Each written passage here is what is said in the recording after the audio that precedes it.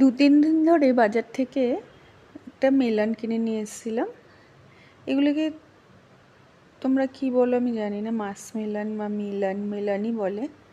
Watermelon আর এটা melon. এই কিনে নিয়ে এসেছিলাম, তখন ভাবছি কি খেতে আমি অত পছন্দ করি না, যদিও বাজার থেকে কিনে নিয়ে এসছে বরমশাই, কিন্তু আমি তো অত পছন্দ করি না।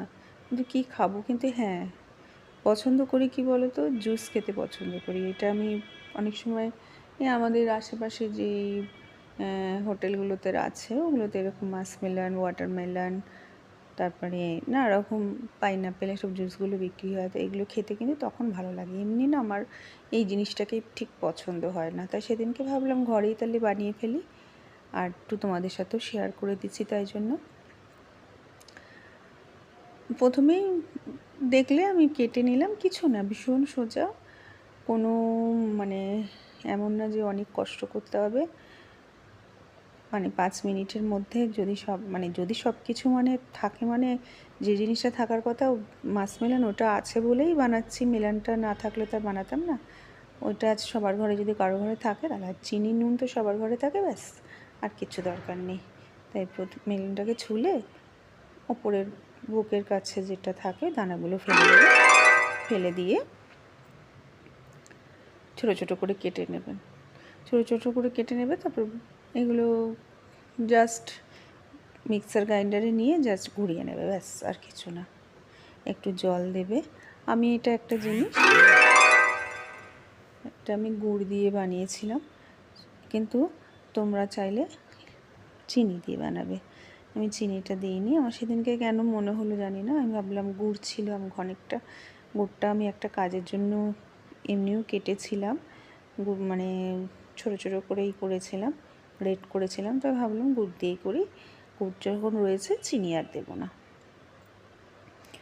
হ্যাঁ, এটা কিন্তু আখের গুড়, এই গুড় না, পাটালি গুড়। এখন তো পাটালি গুড় এমনিও পাওয়াও যায় না, তাই এটা আখের গুঁড়ো, ওটা দিয়ে বানিয়েছিলাম। দিয়ে একটুখানি বিট নুন দিয়ে নিলাম, ব্যাস। এটা ভালো করে মিক্সার গ্রাইন্ডারে ঘুরিয়ে নেব, তার ব্যাস হয়ে গেল। এবার একটু লেবু দিয়ে, একটু যদি চাও তো চাট মশলাও দিতে পারো, দিইনি। লেবু দুটোর মধ্যে অল্প অল্প 2 গ্লাস নিয়েছে, আমার জন্য আর মেয়ের জন্য বানিয়েছিলাম। 2 গ্লাসে অল্প অল্প লেবুর রস দিয়ে আর একটু ঠান্ডা জল দিয়ে, তারপরে মেলনের যেটা বানালাম, মেলনটাকে যে জুস করলাম ওটাই একটু একটু ঢেলে।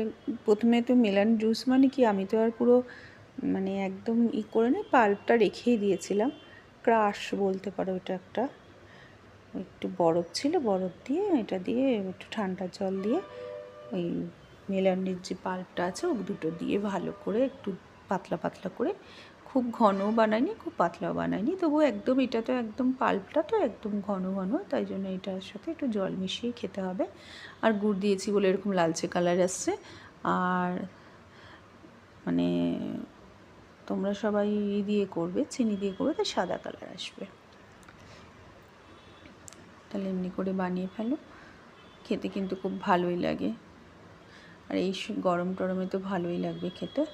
আর এইটা খেলে না, মেলনটা খেলে একটা শরীরটা খুব ঠান্ডা একটা অনুভূতি হয়। আর যাদের খেতে ভালো লাগে না এমনি, তারা কিন্তু এমনিভাবেই খেতে পারো মেলনের এইটা। কেন মেলনের পাল্প, এটা তো কিছুই ফেলে দিচ্ছি না, জুস তো নয়, আসলে এটাকে পাল্পটাই আমরা খাচ্ছি, খেতে ভালো লাগে। চলো, আমার চ্যানেল বুলবুলস রান্নাবাটি প্লিজ তোমরা শেয়ার করে করে দাও, একটা লাইক করে দাও আর সাবস্ক্রাইব করে নাও। আর আজকে তাহলে আসছি, টাটা।